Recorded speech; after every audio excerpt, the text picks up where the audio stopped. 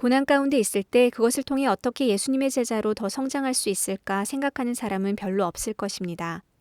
그저 살아남는 일에만 집중한 나머지 우리 삶에 있어 변화가 필요한 여러 영역에 대해서는 관심이 없습니다. 하지만 야고보는 그의 서신을 통해 하나님께서는 그러한 시간을 통해 우리 안에 예수 그리스도의 성숙을 이루고자 하신다는 것을 말씀하고 있습니다. 예수님은 승천하시면서 그의 제자들에게 땅끝까지 복음을 전하라 명하셨습니다. 그 후 2년 동안 예수님을 따르고자 하는 헌신적인 그리스도인 공동체가 크게 성장한 것은 사실이지만 그에 따른 적대감도 많이 생겼습니다. 스데반 집사의 순교가 있었던 것이 바로 이 당시였습니다. 예수님을 믿는다는 이유로 죽임을 당한 첫 그리스도인이었습니다. 스데반 집사의 죽음 후 예루살렘 지역 교회에 대한 핍박은 심해졌습니다. 몇몇 유대인 종교 지도자들은 오직 그리스도인이라는 이유로 믿는 자들을 감금하기 위해 그들의 집에까지 쳐들어가기도 했습니다. 이것은 초대교회가 겪었던 최초의 조직적 박해였습니다. 대부분의 사람들은 살아남기 위해 예루살렘을 떠나 페르시아와 키프로스, 안디옥까지 도망을 갔습니다. 오직 사도들과 교회 지도자들만이 예루살렘에 남게 되었습니다. 그렇게 흩어진 유대인 성도들은 처음에는 열정을 가지고 그들이 머물게 된 모든 곳에 있는 다른 유대인들에게 복음을 전했습니다. 하지만 예수님에 대한 메시지는 유대 너머에 거주하는 유대인 공동체 사이에서는 거부당했습니다. 그 결과 복음을 전한 자신들도 함께 거부당하는 일이 생겼습니다. 예수님이 그들이 오랫동안 기다려온 메시아라는 것을 믿지 않은 유대인들 사이에 속할 수 없게 되었고 그들을 그저 우상 숭배를 거부하는 또 하나의 유대인 무리로 여기는 이방인들 사이에서도 속할 수가 없었습니다.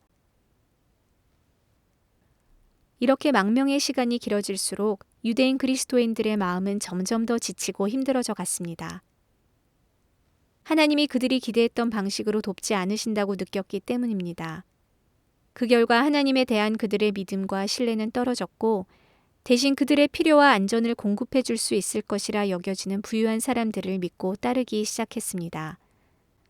이기심과 개인주의가 그들의 마음을 지배하게 되었고 서로가 서로를 비방하기에 이르렀습니다. 여러 상황에 지친 나머지 선한 행실은 믿음의 필수 요소가 아닌 선택사항으로 전락하게 되었습니다.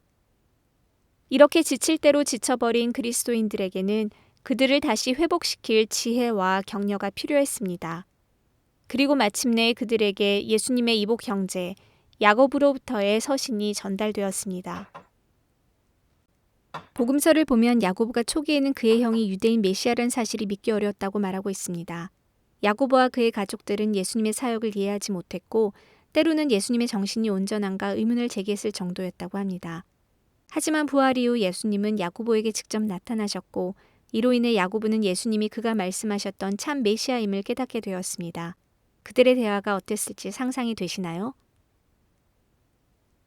몇 년이 지난 후 야고보는 예루살렘 교회의 중요한 지도자가 되었습니다.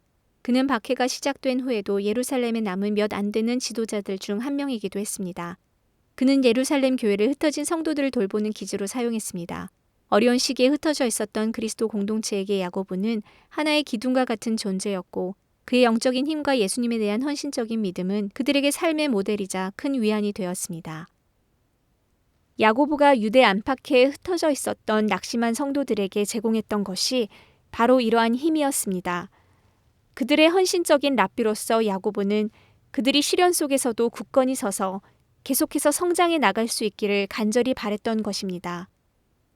좋은 랍비처럼 야고보는 그들 앞에 아주 다른 결과로 인도하는 두 가지의 길이 있다고 설명합니다.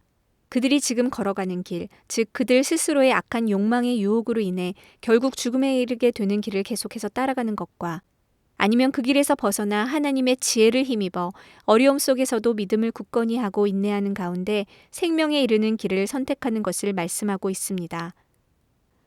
야고보서의 원독자처럼 우리 또한 시련 가운데 하나님의 존재를 의심하며 하나님께서 제시하신 생명의 길을 걷는 것이 힘들 때가 있습니다. 하지만 그런 시련 가운데 야고보서가 말씀하고 있는 것처럼 하나님께서 어떻게 그러한 상황을 통해 우리로 하여금 예수님을 더 닮아가게 하실지 생각해 보는 것은 어떨까요?